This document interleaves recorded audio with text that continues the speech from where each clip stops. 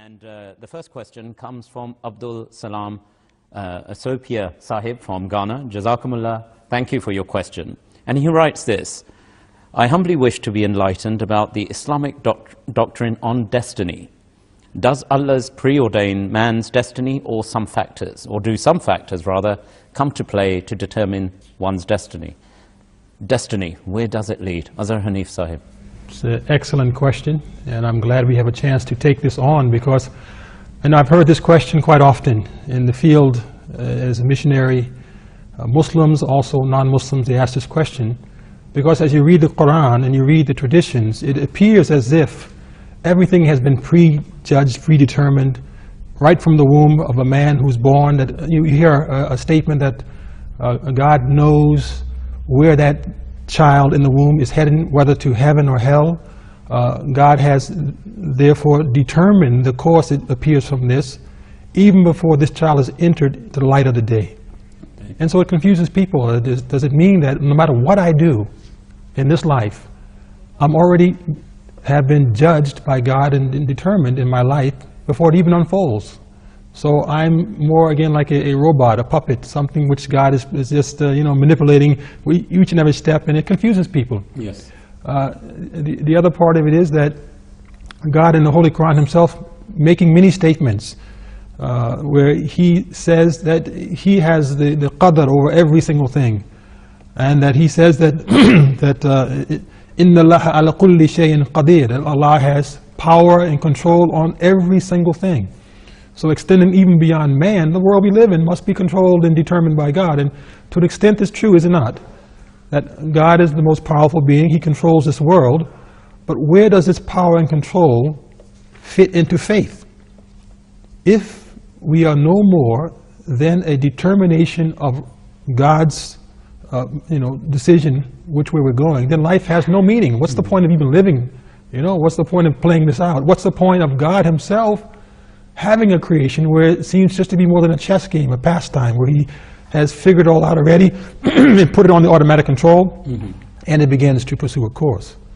So obviously something can't be right with that when we are being told to pray to God and we're being judged by our faith, our deeds, our intentions, our thoughts, all being judged. Why is he judging me? He's already determined I'm to be a killer or be a prophet or be anything in between. Why do I get a reward at the end of this line if it had nothing to do with my actions and my decisions along the way? Was I forced into being a Muslim myself? Am I picked out of the whole crowd by God that he will be the Ahmadi Muslim who one day will sit in a London studio and address the world on the issue of Qadr? Or did along the way of my life I had to make some decisions to get here, in which God then supported and he blessed and he allowed me to make this journey? I think these are some of the questions that come up, and perhaps we as a panel can deal with them. The only thing I would say today in starting this conversation is it recalls me of a statement of Hazrat Ali, where he was indicating the whole issue of determination. And he said a man can stand free, and then he can lift one of his legs, say the right leg. Man has determined to lift that leg. The moment he then attempts to lift his left leg, he's also free to do it, but then a law will come into effect. It will be gravity, and he must fall down. He can't get away from that. You will never float in the sky no matter what you try to do. The law will come into effect. So in effect, what it's saying is there's cause based on actions, but we are free to take the action. The law was already there determining if you take this action, a consequent of this, a causal effect, so to speak, will come into play. If you're not a good swimmer, doesn't matter if you're righteous or unrighteous, you jump in the water, good chances you will drown. It's a causal effect. It has nothing to do with the sense of that aspect of the righteous nature of a person. So the first part of taqdeer is, or the determination is, God has laid out a law both in the physical material world and in the spiritual world. They come into play once man takes action voluntarily. Secondly, God has determined a course of events so that his creation moves in a direction, which he then influences by sending prophets, by the angels, and so many positive influences. At the same time, he has challenges along the way. so that we are then rewarded for taking the right steps. So here the question is put it, and I'm sure all of us come across this time and time again. Particularly, it's a question and it's an issue that agnostics, atheists raise. You know, if it's all about destiny and kismet, as it's sometimes referred to, it's all written, etc. You know, why does God, you know, allow us as mankind or man to make bad decisions? You know, if there is a choice between good and bad, taking a left or a right, you know, why doesn't he just guide us on the right path? Yes, the beautiful short answer is found in the first chapter of the Holy Quran.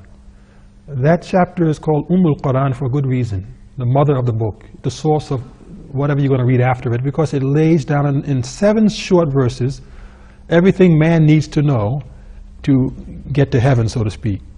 And if he fails to follow everything he needed to know, is why he's probably wound up in hellfire, if you look at it that way.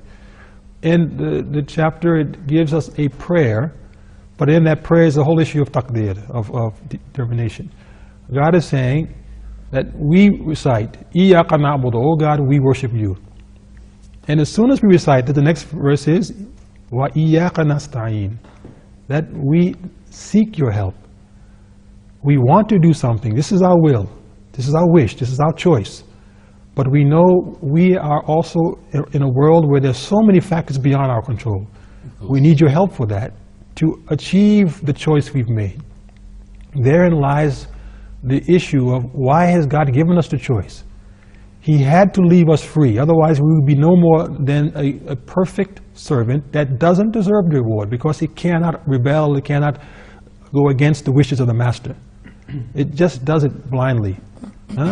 Man has been given this freedom to choose, where the determination of his ranks now of righteousness or unrighteousness will come into play, and the earning of rewards or being deserving of punishments.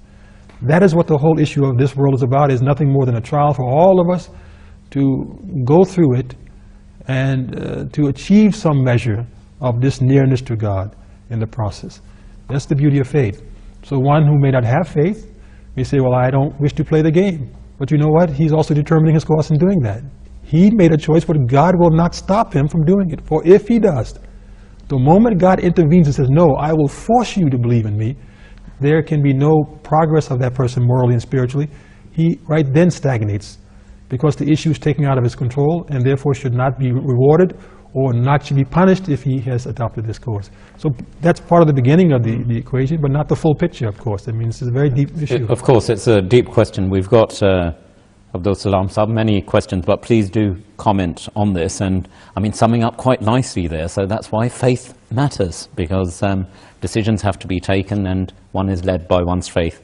But please do let us know any thoughts or comments you have in response to the answer you've heard. But as Azhar Hanif Sahib has said, it's a big issue and a very wide issue. And I'm sure there'll be questions we'll have in the future on this as well. Jazakallah, Azhar Hanif Sahib.